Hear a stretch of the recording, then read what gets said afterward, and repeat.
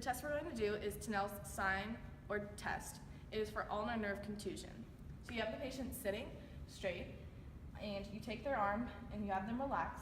You find the medial epicondyle, and you lightly tap on it for 30 seconds to a minute. A positive test would be the patient feeling numbness or tingling down their arm into the 4th and 5th phalange.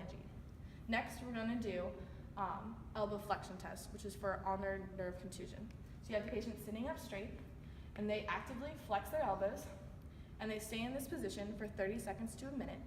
And a positive test would be them feeling numbness or tingling down their arm and into the 4th and 5th phalange. Next, we're going to do Wartburg's, which is for intrinsic hand muscles and ulnar nerve contusion. So you have the patient put their hand on the table, and you passively abduct the fingers, and you ask the patient to slide their fingers together without lifting them off the table. A positive test would be the pinky staying out while the other fingers come together.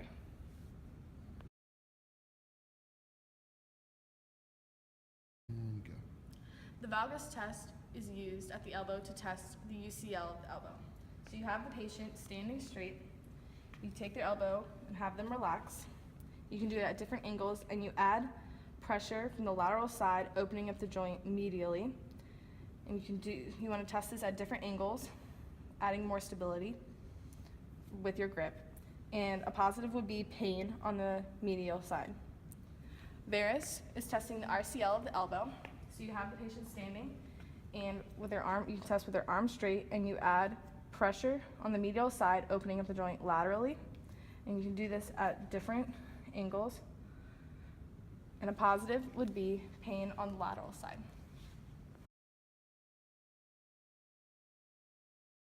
We're doing varus and valgus of the wrist. This tests the RCL and UCL of the wrist. To do varus, basically apply your hand here, and you're placing a medial force and then a lateral force on the wrist, and then you're opening the lateral joint capsule. A positive test would be pain at the capsule site. Then valgus, same idea, except you're pushing on the lateral side, and then you're pulling the wrist medially, and you're opening the medial joint joint. And a positive sign would be ulnar or pain, and that'd be indicative of a ulnar or UCL injury. So AP glide, have the patient go into a fist, and you would test this for the joint capsule, the anterior and posterior stability of the joint capsule. Basically, for the anterior part, you would have it push down, and then for the posterior part, you would push up. Okay. The first test I'll be performing is the piano key test. Basically, you have the patient display their arm, go ahead and flip it over. You want to palpate the ulna, and then you want to do an anterior and posterior glide of the ulna. Once you've done that, you would want to do it on the other side. This is checking for laxity of the ulna, the wrist structure. The next test is extensor carpi ulnaris tendon subluxation. So to do this, have the patient display their hands, and then you instruct them to do ulnar deviation and radial deviation. And while they're doing that, you're looking at the ECU tendon and seeing if it basically pops out of place as it's going across with ulnar deviation, radial deviation. And if that's happening, that would be a positive sign that the ECU tendon is subluxing. The next test is a passive test. It's called Finkelstein. So basically, have the patient bring their arm up, and then you want to place their thumb into their palm, and then curl the fingers around, and then you want to press down on the wrist. A positive test would be pain in the over top, and then that would be indicative of tenosynovitis of the first dorsal compartment of the wrist. Is Allen's test for patency. So have the patient display their hand, and then you instruct them to open and close their hand 5 times, and on the 5th one, I want you to hold it. So 1, 2, 3, 4, 5. Then you go ahead and put your fingers over the ulnar and radial artery, and then open their hand.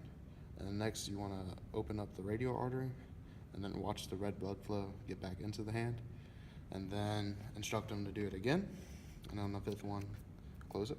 Good. And then you want to do the ulnar artery this time, and watch the blood flow through.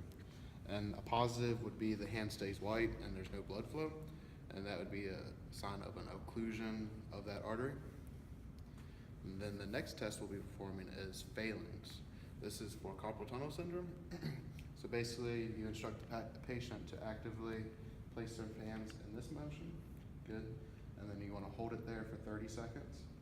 And basically, you're waiting for numbness and tingling to enter their hands, and that would be a positive sign for carpal tunnel syndrome. Reverse phalanx, the same idea, except you're at a praying hands formation. And then hold it for 30 seconds. And if numbness and tingling appears in the middle two fingers, that'd be a positive sign of carpal tunnel syndrome of the median nerve. And then Tinel's tap test. This test is performed also for carpal tunnel syndrome. Basically, you palpate the carpal tunnel. Once you find it, just go ahead and tap there for 20 to 30 seconds, and you're waiting for any numbness or tingling to form on the middle two fingers.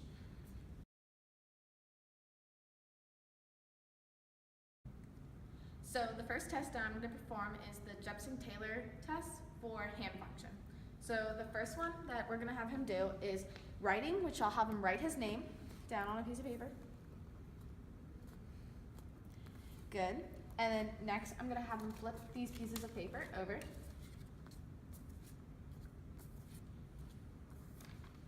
Good. And then I'm going to have him pick up a small object, and then pick up a large object, and then pick up a heavy object. Good. And then he's going to stimulate eating, so he's going to pretend like he's eating some cereal out of a bowl. Good. And then I'm going to have him stack these pieces of tape on top of each other. And so this tests the hand function after an injury or surgery of the hand.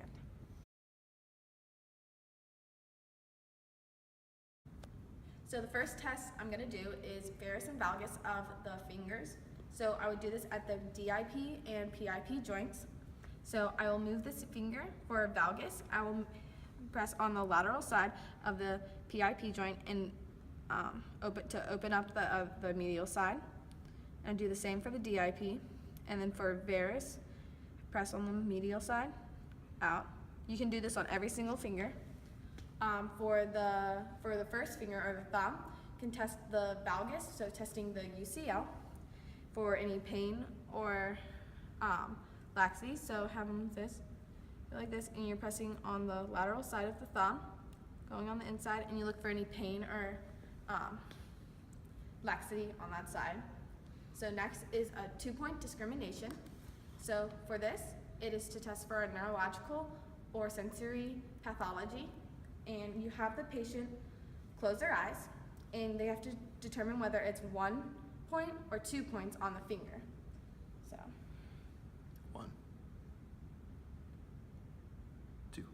So positive would be that they wouldn't be able to discriminate whether it was 2 points or 1.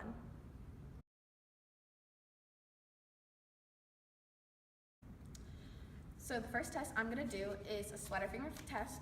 And this is typically done to test to see if the extensor hood mechanism is injured. So for this, you have them make a fist, and it would be positive if the DIP would not flex, as you explained there. So the next test is Murphy's, and it's for a lunate dislocation. It's where you have them make a fist, and you look to see if the third metacarpal or knuckle is in line with the second and fourth.